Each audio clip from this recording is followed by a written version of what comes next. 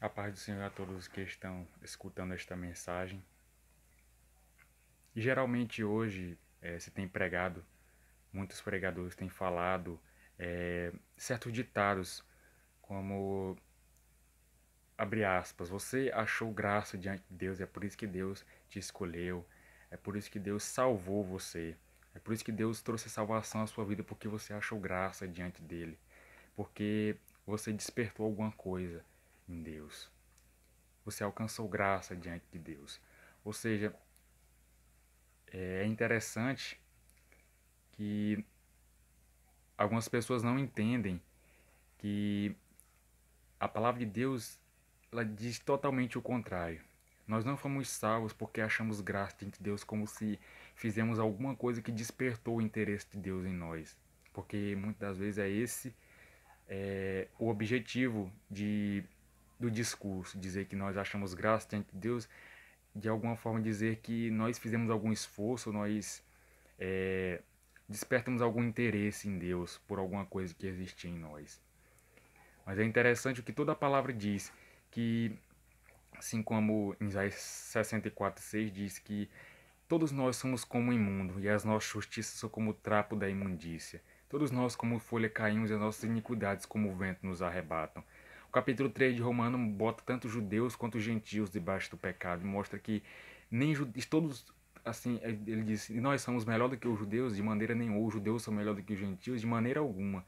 Pois eu já disse que todos estão, tanto judeus como gentios estão debaixo do pecado. Porque todos pecaram e destituídos estão da glória de Deus.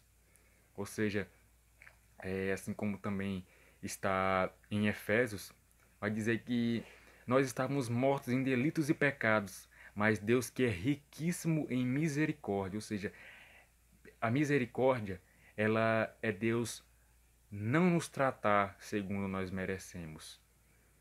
E logo após isso vem a graça, pois a graça de Deus, ela é Deus nos tratar como nós não merecemos. Nós merecemos pagar pelos nossos pecados. Nós merecemos sofrer eternamente pelos nossos delitos contra Deus.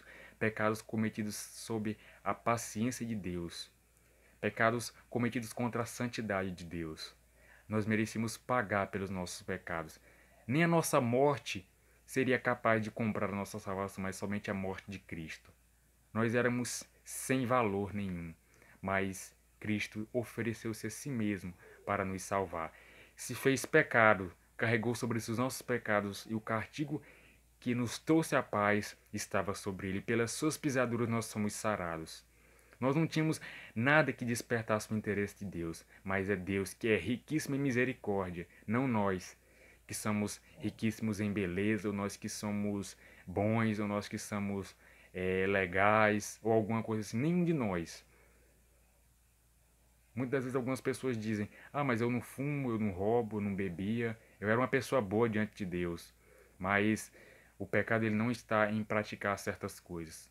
Pois se dissermos assim, vamos dizer também que existe pecadinho e pecadão, mas não existe. O pecado é pecado e é cometido contra a santidade de Deus.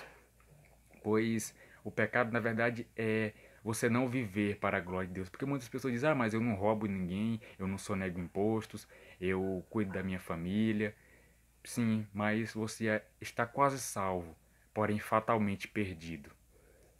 Esse quase salvo, você está tão longe do reino dos céus quanto uma pessoa que tem uma vida totalmente desregrada. Tanto você como ele será lançado no lago de fogo se não se converter, pois nenhuma graça você acha diante de Deus. Mas Deus, que é riquíssimo em misericórdia, pelo seu muito amor que nos amou, ele nos ressuscitou juntamente com Cristo e nos fez assentar nos lugares celestiais.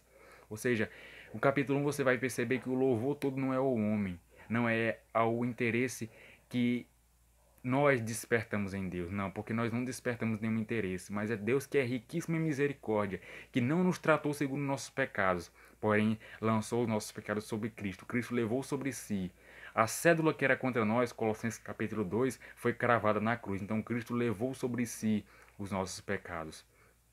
Ou seja, na verdade, o capítulo 1 de Efésios você vai perceber que ele traz todo o louvor à graça de Deus. A graça é o favor imerecido, é um dom que Deus nos deu. É o dom perfeito, é a boa dádiva que vem do alto, do Pai das luzes. Ou seja, Deus ele nos deu a salvação, não vem das nossas obras, para que ninguém venha se gloriar. Você não achou graça porque nós estávamos mortos em delitos e pecados. Nós éramos como um imundo e as nossas melhores obras como o trapo da imundícia. Ou seja, é a fraqueza humana em contraponto com a grandeza de Deus. Nós éramos grandes pecadores, mas tivemos um grande Salvador.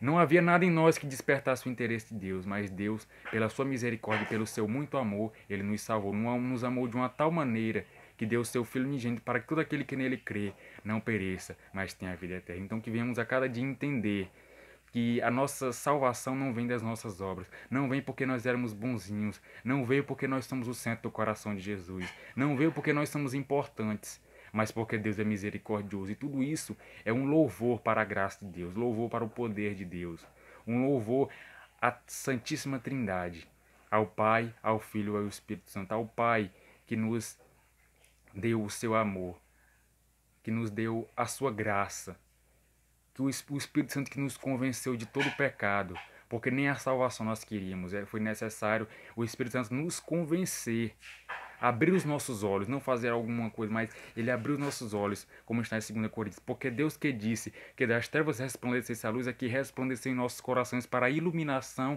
e conhecimento da verdade. E nós somos somente vasos de barro que carregamos um tesouro excelente, para que a excelência do poder seja de Deus e não de nós. Ou seja, toda honra e toda glória seja dada a Deus. É o que o apóstolo Paulo encerra o capítulo 1 dizendo: ó profundidade das riquezas, tanto da sabedoria quanto do conhecimento de Deus. Quão insondáveis são os seus juízos e quão inescrutáveis são os seus caminhos. Quem primeiro lhe deu para que eu possa lhe retribuir? Quem foi o seu conselheiro?